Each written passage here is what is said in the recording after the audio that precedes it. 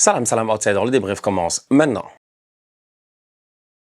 Le Real Madrid l'emporte aujourd'hui 2-0 à l'extérieur sur le terrain de Villarreal. Franchement, je vais pas vous mentir, bonne performance de la part des Madrilènes. Ils se sont gérés. La raison pour laquelle je dis qu'ils se sont gérés et que je vais pas vous mentir, c'est aussi simple que cela. C'est parce que le Real, je les connais, c'est des fainéants. J'en ai parlé cette semaine. C'est une équipe qui est capable de se gérer de la même manière qu'ils sont capables de ne pas se gérer. Ces joueurs-là sont extrêmement talentueux. Cette équipe du Real-là a énormément d'individualité. Maintenant, la question est de savoir est-ce que un collectif va réussir à sortir avec toutes ces individualités-là. Ils ont viré Xabi Alonso, pourtant c'est un bon coach. Maintenant c'est Arbeloa qui est là, donc maintenant on va voir ce que ça va donner. Et franchement, avec Arbeloa, force est de constater qu'au-delà des câlins, parce qu'Arbeloa il passe son temps à donner des câlins aux boys, tu sens que voilà, qu'il y a une belle relation, le groupe vit bien. Au-delà des câlins, sur le terrain, on voit quand même quelque chose qui sont quand même assez intéressantes. Et aujourd'hui, j'ai trouvé ce Real-là face à Villarreal pas mal. Le seul problème, il est simple avec le Real, c'est que sur les transitions, ils sont toujours vulnérables. Sur les transitions, ils sont toujours vulnérables. Dans les demi-espaces, il y a toujours un boy de Villarreal qui est tout seul. Et ça, c'est pas normal.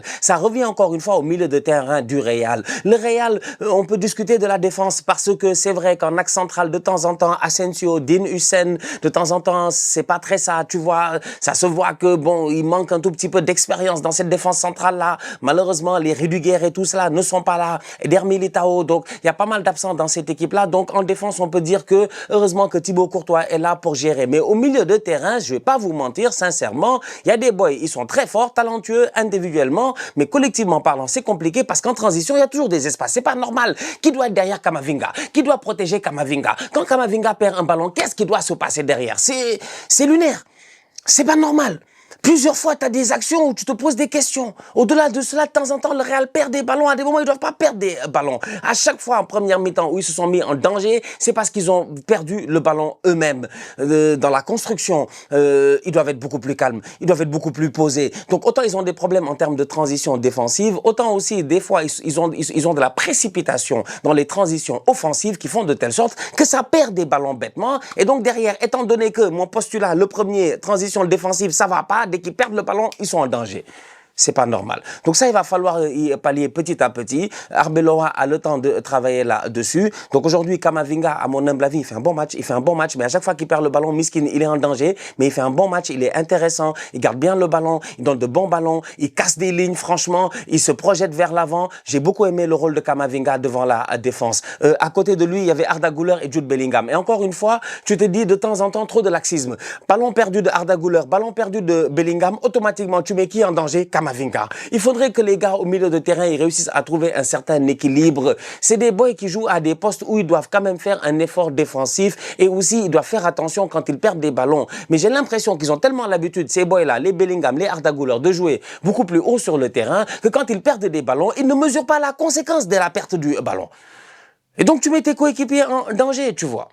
Donc victoire 2-0 de la part du Real aujourd'hui, oui, c'est vrai, c'est bien, c'est tranquille, premier au classement, ok, ils mettent la pression sur le Barça avant le match du Barça demain, cependant, quand même, calmement, posément, il y a quelques petites choses qu'il faut quand même encore une fois régler. Mais globalement parlant, le match était assez intéressant. J'ai beaucoup aimé la dynamique des Madrilènes. J'ai bien aimé le match de Kylian Mbappé. Bon, il claque 2 buts. En première mi-temps, tu le vois pas grandement. Il vient, il claque son but. En deuxième mi-temps, il va chercher son penalty, il claque son but. Mais globalement parlant, bon, j'ai aimé l'activité qu'ils ont pu montrer. Vinicius a été dangereux. Il a été fatigant. Il a été chiant. Il a eu Foyf avec lui qui l'a beaucoup fatigué. Il y a eu le boy Navarro aussi qui a fait un bon match d'ailleurs au niveau de Villarreal, plusieurs fois, épaule contre épaule avec Vinicius. Vinicius a essayé. C'est pour ça que je dis qu'il y a encore un travail avec Arbeloa, un travail de réussir à trouver vraiment les circuits de passe très bien huilés qui vont faire que le Real, ben, même de temps en temps, face à un bloc un peu plus défensif ou un bloc un peu plus solide, ben, ils vont réussir à trouver la faille facilement, tu vois.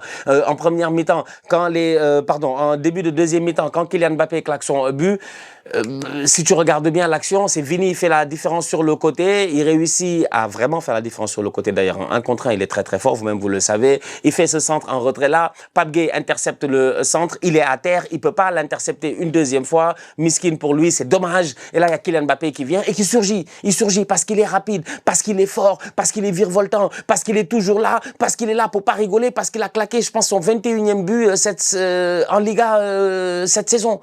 Il est tout simplement incroyable. Mbappé en fait, toujours là. Donc ça se joue vraiment sur des détails, mais collectivement parlant, il faudrait que le Real quand même réussisse à faire un peu mieux, surtout à protéger les gars défensivement, parce que de temps en temps, ils sont beaucoup trop vulnérables. Mastantuono a joué dans ce match-là, c'est bien, il enchaîne un peu les minutes, comme en début de saison.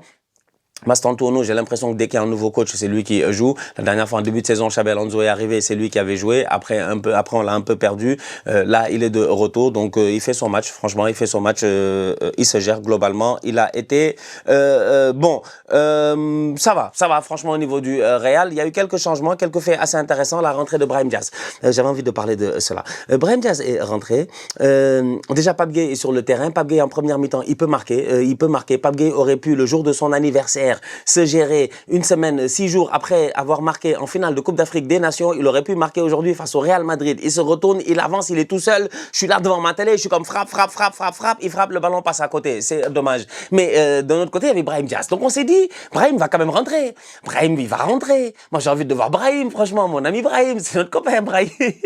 Brahim est rentré. Mbappé allait chercher un penalty pour le Real Madrid. Mbappé qui frappe le penalty, il fait une panenka devant Brahim, il marque la panenka, le réalisateur, le méchant, oh le réalisateur est mauvais, franchement il est mauvais le réalisateur sincèrement. Le réalisateur a fait un zoom sur la tête de Brahim Diaz pour montrer à Brahim Diaz que voilà comment on fait des panenka. Kylian Mbappé a fait exprès. De toutes les manières qu'il aurait pu frapper le penalty, fallait qu'il fasse une panenka. Je répète encore une fois, Mbappé est méchant, Mbappé a fait exprès, Mbappé c'est un méchant, c'est le Mbappé c'est le méchant de l'histoire franchement. C'est que Mbappé il aime trop être personnage principal, on lui a rien demandé s'il te plaît, mets un plat du pied, boule le ballon, on lui carne, je sais pas, kicks. Ce bandit est venu, petite panenka, Miskina Brahim Diaz, j'ai pensé à lui et je me suis dit, ah, c'est dommage. Et t'as le commentateur du match qui est comme, oui, alors, quel panenka de Kylian Mbappé? Bah oui, c'est pour montrer à Brahim Diaz que c'est comme ça qu'on frappe des panenka. Pauvre Brahim Diaz qui avait raté une panenka il y a une semaine face au Sénégal. Donc bref, voilà, c'était vraiment le highlight du match, j'ai envie de dire. Cette panenka de Kylian Mbappé devant Brahim Diaz, tu sens vraiment, il a fait exprès. Tu sens comme Mbappé, hein? Mbappé, je peux imaginer Mbappé, la semaine passée, quand il a vu la finale, comment il a dû réagir devant la panenka de Brahim. Il a dû le traiter de tocard. En tout cas, donc le Real se gère, le Real gagne 2-0, le Real met la pression sur le Barça. C'est dommage pour Villarreal parce que Villarreal fait une belle saison. Villarreal avait l'opportunité en plus... ils ont un match en moins, Villarreal, non, ils ont un match en moins, non, ils sont corrects, ils sont à 20, non, ils ont un match en moins, Villarreal, ils ont un match en moins, donc s'ils s'étaient gérés aujourd'hui, ça leur aurait fait du bien au classement, mais Villarreal reste 4e derrière l'Atlético, mais ça reste quand même une belle saison pour les boys de la Ceramica. De la Ceramica. Donc voilà. Demain, le Barça va jouer. Demain, le Barça va jouer face à qui? Demain, le Barça va jouer face à Real Oviedo. Normalement, le Barça devrait se gérer, mais on ne sait jamais. La semaine passée, je n'étais pas là et les Couleurs ont quand même perdu. Demain, Manchester United, Arsenal. Je reviendrai sur Liverpool, je reviendrai sur Manchester City. Ne vous inquiétez pas, évidemment, parce que je sens déjà les fans de Liverpool et de City venir me fatiguer en me disant pourquoi tu n'as pas fait le débrief. Tout simplement parce que on est en guerre. J'ai envie de flex ce week-end, tu vois. J'ai envie de parler, j'ai envie de faire mon malin. J'ai envie de taper United et de venir et de flex sur vous. Mais United, ils sont très chauds avec Michael Carrick en ce moment, surtout après la victoire face à Manchester City. Donc, dimanche, Arsenal United, c'est le gros match. J'espère que vous serez là parce que moi, je serai là. D'ici là, la famille, on continue à liker, on continue à partager, on s'abonne. On est ensemble, on reste en santé, toujours le plus important. Tous outsiders.